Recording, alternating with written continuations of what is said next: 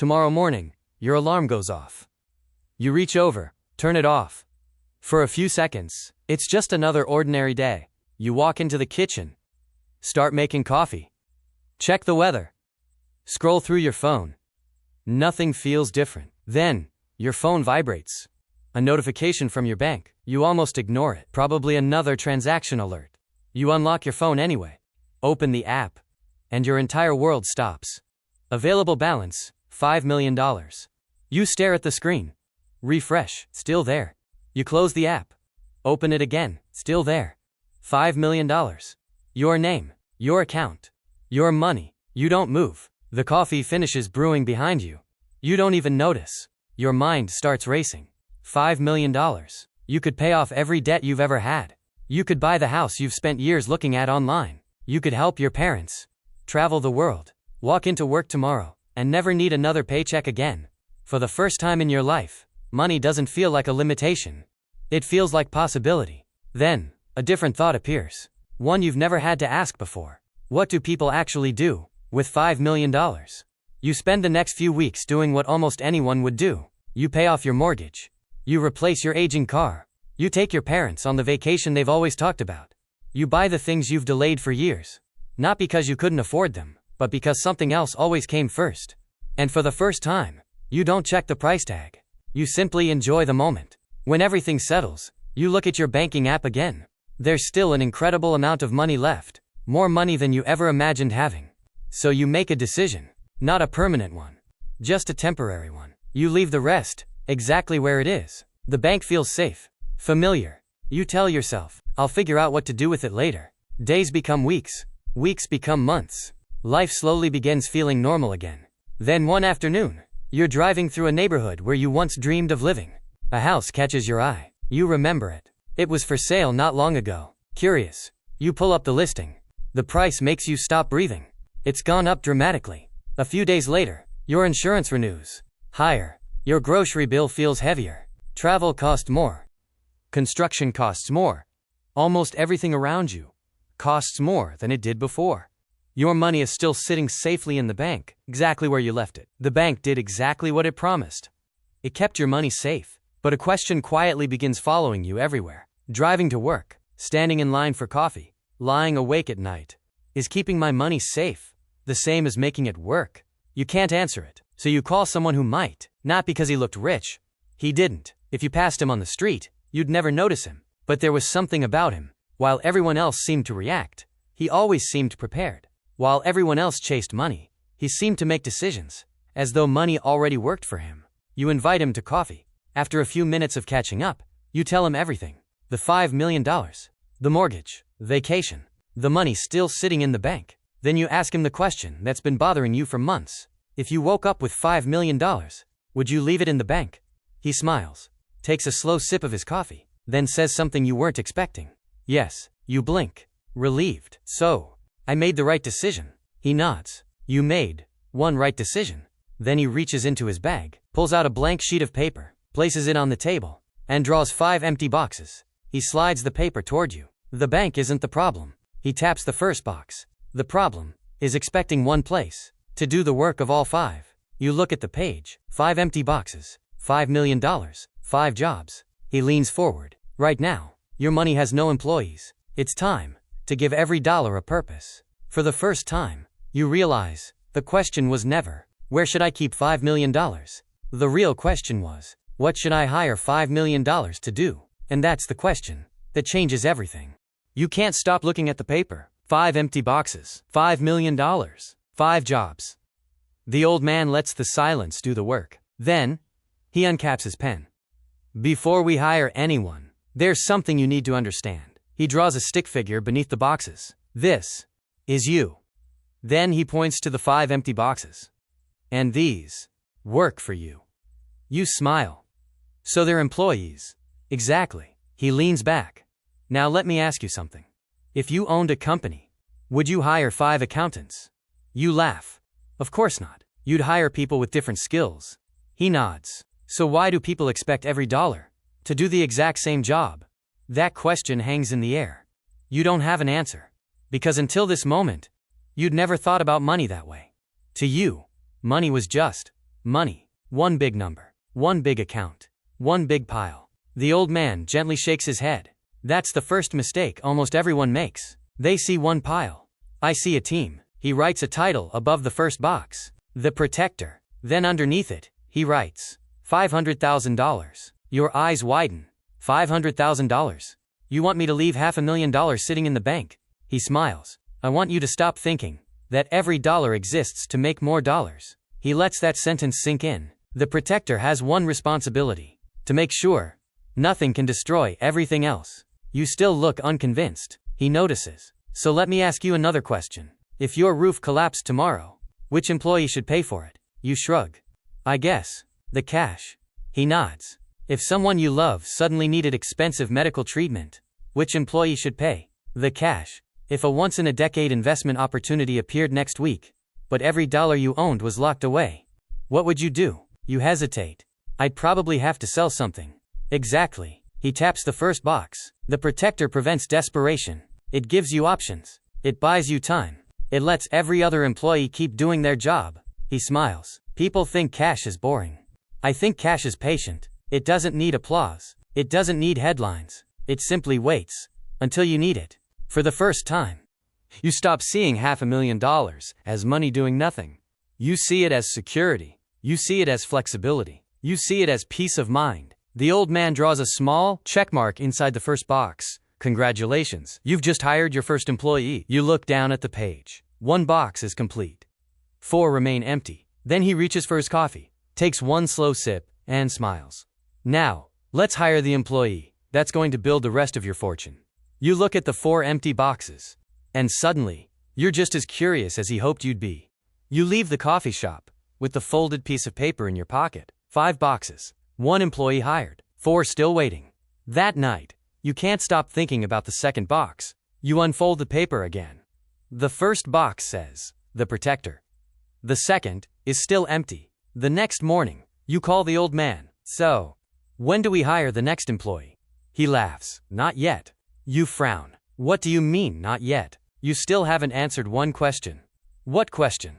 He pauses. What actually makes people wealthy? You answer immediately. Money. No. Investments. No. High-paying jobs. He smiles. Closer. But still wrong. The next afternoon, he asks you to meet him downtown. Not at the coffee shop. Outside. The streets are busy. People hurry past carrying shopping bags. Delivery trucks unload boxes. Office workers fill the sidewalks. He doesn't say anything. He simply points. What do you see? You shrug. A city. He nods. I see millions of transactions. He points toward a coffee shop. Every customer who walks in there is making someone richer. Then he points to an apartment building. Every tenant inside is paying someone. A construction crane swings overhead. Every building going up is creating value for someone. A freight train rolls past in the distance.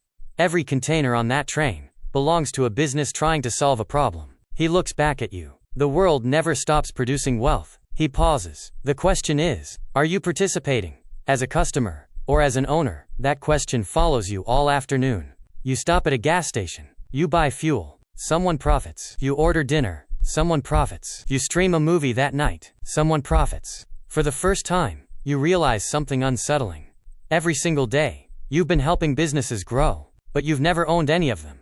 The next morning, the old man slides the paper back across the table. He writes above the second box, The Builder, then underneath it, $2,500,000. You look at him. Half my money. He nods. The builder has one job: to increase your ownership of things that create value. So, I buy stocks? He smiles. If that's all you heard, you missed the lesson. He draws a tiny storefront, then a factory, then an office building, then a warehouse. The builder doesn't buy ticker symbols. It buys ownership. He circles every drawing. Real businesses, real people, real products, real customers. He leans forward. Tomorrow, those businesses will open their doors. They'll sell products. They'll hire workers. They'll solve problems. And because you own a piece of them, they'll be working for you too.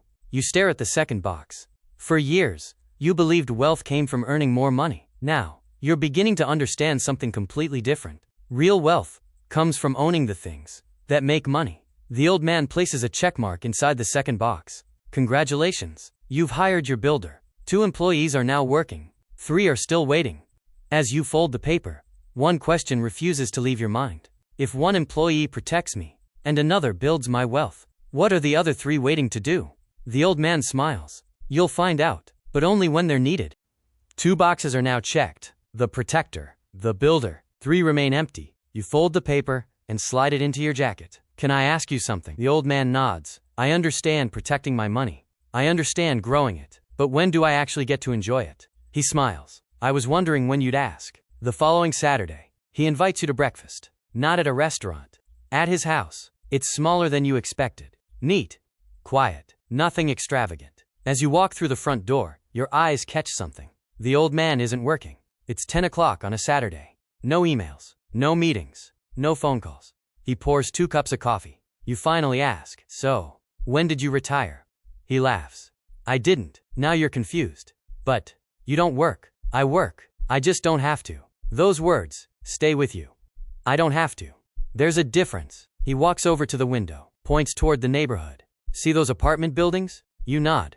Every month, people pay rent. He points toward the road. See those delivery trucks? They keep delivering. He points toward his phone. See those companies? They keep selling products. They don't stop because I'm eating breakfast. He turns back toward you. The goal was never to stop working. The goal was to stop depending on work. Silence fills the room. He walks back to the table, then writes above the 3rd box, the paycheck.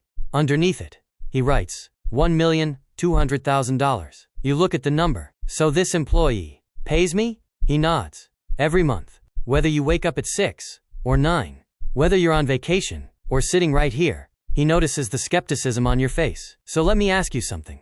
If you stopped working tomorrow, how long would your paycheck continue? You don't answer, because you already know. It wouldn't. He nods. Exactly. Most people have one employee. Themselves. If they stop, their income stops. He taps the 3rd box. This employee never calls in sick, never asks for a vacation, never retires. Its only job is to keep sending you money. You imagine it. Waking up, checking your phone, seeing income arrive, without sending an invoice, without clocking in, without asking anyone's permission. It feels strange, almost unreal. The old man smiles. Something interesting happens. When your money starts paying your bills, you look up. What? You stop making every decision based on your next paycheck. That sentence lands harder than anything he said all week. Because for most of your life, every decision has started with the same question. Can I afford it? Now, the question begins changing. Do I even want it? The old man places another check mark inside the 3rd box. 3 employees hired. He folds the paper again. Only 2 empty boxes remain. You smile. I think I know what comes next. He grins. No, you don't. You laugh. Why not? Because the 4th employee doesn't make you money. It protects something even more valuable. You raise an eyebrow. What's more valuable than money? The old man picks up his coffee, looks you straight in the eye, and quietly says, your purchasing power. You don't fully understand what he means. Not yet, but you're about to. A few weeks later, you meet the old man again. This time, he doesn't bring the paper. Instead, he brings a newspaper. He slides it across the table. One headline catches your attention. Inflation hits another high. You look at him. I've been seeing this word everywhere, but I don't really understand it. He nods. Most people don't. He points across the street. How much was your first apartment? You think for a moment. About $1,200 a month. And today? Almost $2,500. He nods. What about your first car? You laugh. I'd never find that price again. What about groceries? The same. He smiles. So you've known inflation your entire life. You just never called it by its name. You sit quietly. He continues. People think inflation steals money. It doesn't. It steals what your money can buy. That sentence makes you pause. He pulls out the paper with the 5 boxes. 3 are checked. 2 remain empty. Above the 4th box, he writes one word. The Shield. Underneath it, he writes, $500,000. You look at him. So this money doesn't grow. It can. It doesn't pay me. It might. Then what's its job? He smiles. To make sure your future self can still afford the life your present self is building. He reaches for your coffee cup. When this coffee costs $5, you don't think much about it. But what happens when it costs $8, $12, $15? He lets the question hang. The problem isn't paying more. The problem is that your dollars buy less. You slowly nod. beginning to understand. So this shield protects my purchasing power? Exactly. He smiles. It prepares for a future that won't look like today. He begins writing a few examples beneath the box. Assets that have historically helped during inflation. Businesses with pricing power. Real assets. Commodities. Investments that don't all react the same way when the economy changes. Then he stops. I'm not trying to predict the future. I'm preparing for it. You read that sentence twice. Preparing. Not predicting. He notices. That's one of the biggest differences between gamblers and builders. Gamblers try to guess tomorrow. Builders prepare, no matter what tomorrow looks like. For the first time, you realize something. Every employee you've hired has been solving a different problem. The protector protects your life. The builder grows your wealth. The paycheck creates income. And now, the shield protects the value of everything you've built. The old man places another check mark inside the fourth box. Only one box remains. One employee still unemployed. You smile. So, the last employee must be the most important one. The old man laughs. No, it's the most patient one. You look down at the final empty box. What does he do? The old man folds the paper, stands up, places it back in your hands, then says, he waits. And when everyone else is afraid, he finally goes to work. For the first time, you're more curious about the last employee than the $5 million that hired him. One box remains. The old man doesn't write anything. Not yet. He simply folds the paper, places it back in his pocket, and says, we're done for today. You look at him. What about the last employee? He smiles. The last employee never starts work on schedule. Months pass. Life becomes quiet. Your protector sits patiently in the bank. Your builder continues buying tiny pieces of businesses around the world. Your paycheck quietly sends money back to you. Your shield stands ready for a future no one can predict. Everything is working exactly as planned. For the first time, you stop thinking about money every day. Then, one Tuesday morning, your phone explodes with notifications. Markets are falling. Again, news anchors sound panicked. Experts argue over what's coming next. Some predict a recession. Others say it's only the beginning. Within days, people start selling. Not because they want to, because they're afraid. You watch headlines that sound almost identical. Get out before it's too late. This time is different. The market may never recover. You feel that familiar knot in your stomach. You call the old man. Should I be worried? His answer surprises you. No. Should I sell? No. So, what do I do? He laughs. Meet me. An hour later, you're sitting across from him again. He doesn't look concerned. In fact, he seems almost excited. He pulls out the paper. 4 boxes are checked. The last one is still empty. Above it, he finally writes, The Hunter. Underneath, he writes, $300,000. You stare at him. I don't understand. He smiles. The Hunter has only one job. To wait. Wait for what? He points toward the television hanging above the cafe. Every headline is filled with fear. He points at the people walking outside. Some are checking their phones. Some look worried. Some are rushing to make decisions. Then he quietly asks, when do stores put their best products on sale? You shrug. When nobody's buying. He nods. And when do investors usually want to buy? You think for a second. When prices are high. He smiles. Exactly. He leans forward. The Hunter does the opposite. It waits. It doesn't chase excitement. It doesn't follow headlines. It waits until fear creates opportunity. You watch the news again. Businesses that looked too expensive a year ago are suddenly trading for much less. Properties that nobody could afford are now being discounted. Good opportunities haven't disappeared. They've simply become uncomfortable. The old man taps the last box. This employee never complains about doing nothing, because doing nothing is part of the job. Then one morning, weeks later, he makes a phone call. It's time. Time for what? The Hunter found something. Slowly, carefully, without rushing, you begin putting that money to work. Not all at once. Not because someone on television told you to. Because the opportunity finally matched the plan. The old man smiles. Most people think wealth is built by always being invested. He shakes his head. Sometimes, wealth is built by having the patience to wait. He places the final checkmark inside the last box. You look down at the paper. For the first time, every box is filled. Every dollar has a purpose. Every employee knows exactly what it's been hired to do. The old man folds the paper one last time, slides it across the table, then quietly says, now, your money isn't sitting in one place. It's running a business. And suddenly, you realize, the $5 million was never the most valuable thing you received. The most valuable thing was the system. Because once every dollar has a purpose, money stops feeling like something you have to manage, and starts working quietly in the background, while you get back to living your life. 10 years pass, not overnight, not all at once. Quietly. One ordinary day after another, you still remember the morning. You woke up with $5 million. Back then, you thought becoming wealthy was the miracle. Now, you realize that wasn't the miracle at all. The miracle was learning what to do next. You sit in the same coffee shop, across from the same old man. He's older now, so are you. He reaches into his pocket, pulls out the same folded piece of paper. The edges are worn. The ink has faded. But the 5 boxes are still there. Every one of them, checked. He places it on the table. So, he asks, "How much money do you have now?" You smile. "I honestly don't know." He laughs. "You stopped counting?" You nod. "A long time ago."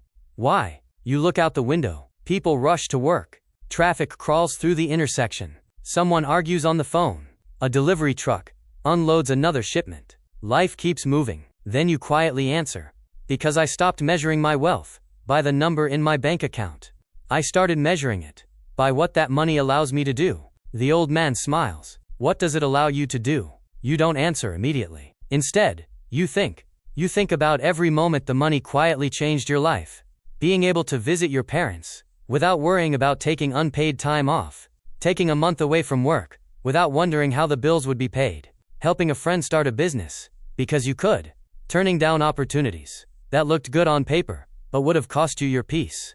Buying things without needing to impress anyone. Selling nothing because you were never forced to. The money didn't just buy assets. It bought options. It bought flexibility. It bought peace of mind. Most importantly, it bought time. Time to choose. Time to think. Time to live. The old man folds the paper one last time, then says something you'll never forget. People think wealth is having more money. He gently shakes his head. Wealth is having more choices. Silence fills the table. Then, he stands, smiles, and walks away, leaving the folded paper behind. You unfold it one last time. 5 employees, still doing exactly what they were hired to do. The protector, keeping your life stable. The builder, growing your future. The paycheck, creating income. The shield, protecting your purchasing power. The hunter, waiting patiently for the next opportunity. For years, you thought $5 million was the gift. Now you know better. The gift was giving every dollar a purpose. Because money, without a purpose, creates anxiety. Money, with a purpose, creates freedom. And that's the difference between having $5 million and knowing what to do with it. If this story changed the way you think about money, let me know in the comments. Which employee surprised you the most? Was it the protector? The builder? The paycheck? The shield? Or the hunter? I'd genuinely love to know. And if you enjoy stories that challenge the way we think about wealth, subscribe. Because next week, we're stepping into another financial reality. Until then, remember this. The wealthy don't become wealthy because they have more money. They become wealthy because every dollar they own has a purpose.